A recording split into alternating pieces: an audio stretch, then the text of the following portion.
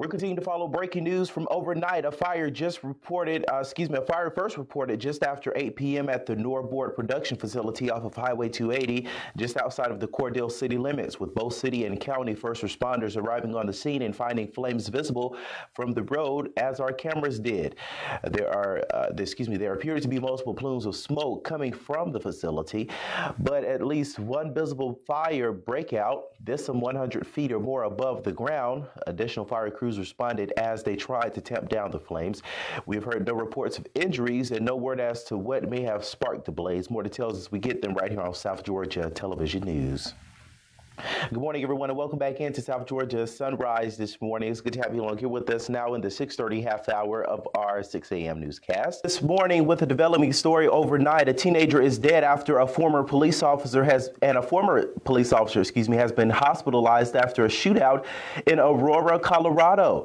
Well, good morning, everyone, and thanks for joining us for Sunrise here on this Friday morning. We'll get back to that story here in just a moment. It is 6:30, November 26, 2021.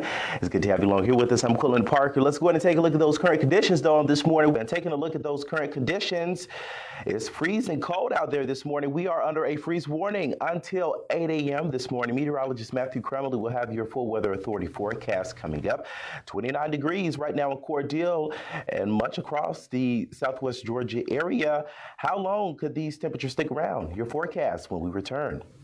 And take a look at your screens here. Sunday was a busy night at the Los Angeles International Airport. This shot is from our CBS affiliate in LA at around 7:15. TSA estimated that more than 20 million would pass through the screening points over the holiday season, with 10% of those travelers passing through LAX. As of Saturday night, TSA screened 18.4 million travelers in the 10 days since the Thanksgiving travel period began. TSA has screened 2.2 million travelers on 4 different occasions, with the largest number of travelers hitting the airports on Wednesday, marking a new pandemic record of more than 2.3 million people. Experts deemed Sunday would be the most busiest travel day as the Thanksgiving holiday weekend came to an end. Moving over to Brunswick now in our continuing coverage of the Ahmaud Arbery murder trial. The trial of the murder of Ahmaud Arbery is now in the hands of the jury. Gregory McMichael, his son Travis McMichael, and their neighbor William Rudy Bryan are charged with malice and felony murder in the death of the 25-year-old black jogger who was shot to death last February by Travis McMichael. Omar Villafranca has the latest from Brunswick. This morning with a live look at the temperatures across our viewing area, as there is a freeze warning for much of our area this morning until 8 a.m. It includes Baker, Ben Hill, Berrien, Brooks, Calhoun, Clay, Colquitt, Cook, Decatur, Doherty, Early, Grady, Irwin, Lanier, Lee, Lowndes, Miller, Mitchell, Quitman, Randolph, Seminole, Terrell, Thomas, Tift, Turner, and Worth County.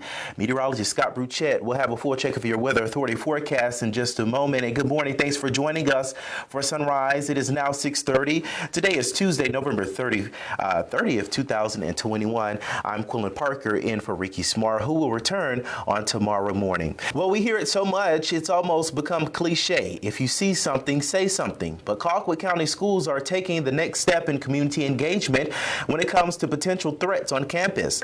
The district on Monday announced its new anonymous alerts app. It's so anyone can report potential problems ranging from bullying, drugs, harassment, or weapons on campus directly with school administrators.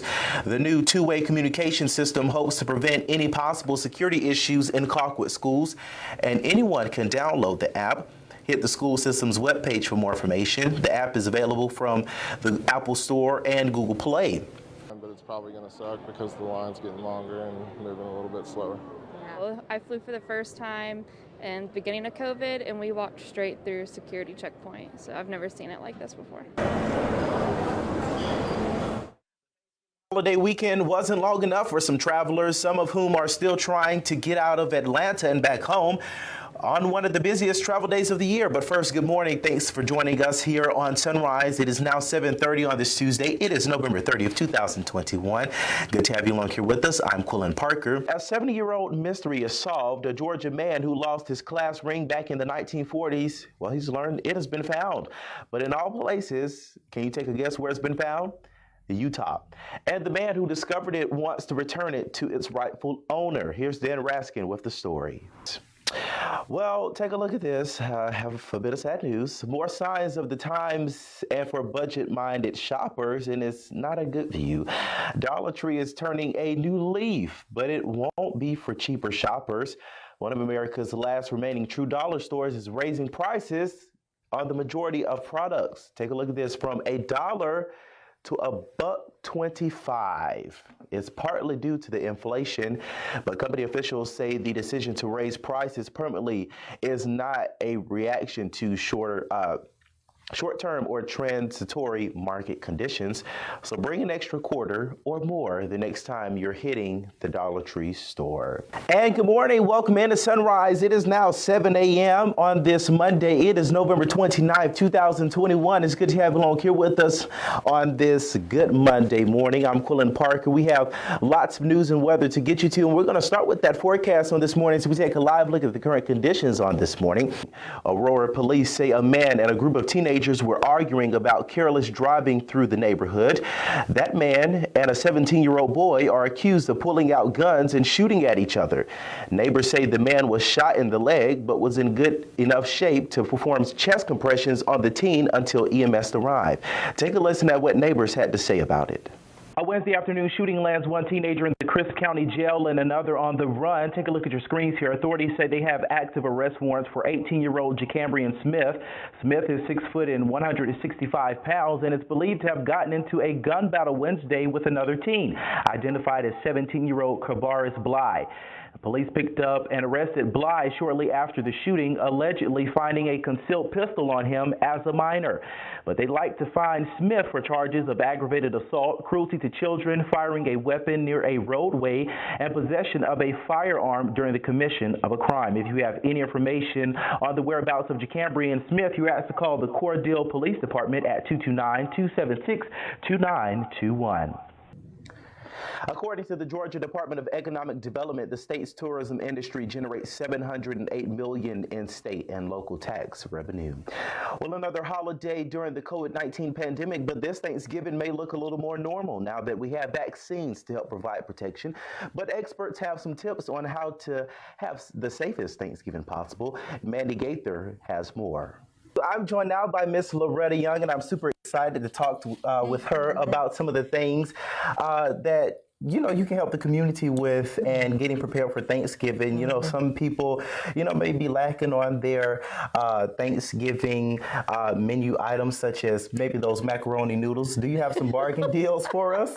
Welcome back into Sunrise. It's good to have you along here with us on this Friday morning. TGIF, it is November 26, 2021. I'm Quinlan Parker.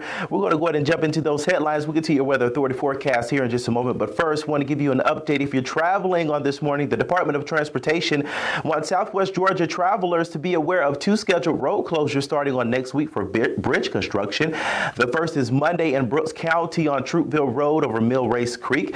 That could be closed for the next 5 months to rebuild the bridge span that was built back in 1959. Good detours are Studstill Road, State Route 133, and Cates Road. The second road closure is State Route 45 in Seminole County at Dry Creek, just north of Iron City. That will close Tuesday and likely will remain closed for 5 or even 6 months. Suggested detours for Dry Creek are State Route 91, State Route 310, or State Route 38. Still no arrests have been made in the killing of Nigel Brown, the 9-year-old boy who was fatally killed in a drive-by while in his bed. His mother, Yolanda Brown, taken to Facebook with a post saying in part, "Can you close your eyes without seeing my son's face?" as she continues to plead with the community to come forth with any information that could help the investigation. If you have any information about Nigel's homicide, you're asked to call Crime Stoppers at 229-436-TIPS, and you will remain anonymous. There's also an award for $17,690 for those who have information. That global supply chain bottlenecks are making things difficult for holiday shoppers. According to one survey, 77% of American adults say they have experienced product-related shopping problems. Nearly half of those were for items that were either out of stock or back ordered. And to make things worse, scammers are taking advantage of these difficulties by setting up fake websites. Anna Warner has some tips on how to avoid those scams. All right, and we thank you so much for joining us for South Georgia Television WSST's Midday here at noon. We have much more news and weather for you tonight at 7 and 10 p.m. right here with Morgan Hoover. And be sure to visit us on our website at southgatv.com as well as on our Facebook and Twitter page. Have a terrific Tuesday, everybody. See you tomorrow morning right back here for Sunrise at 6 a.m. Have a great day.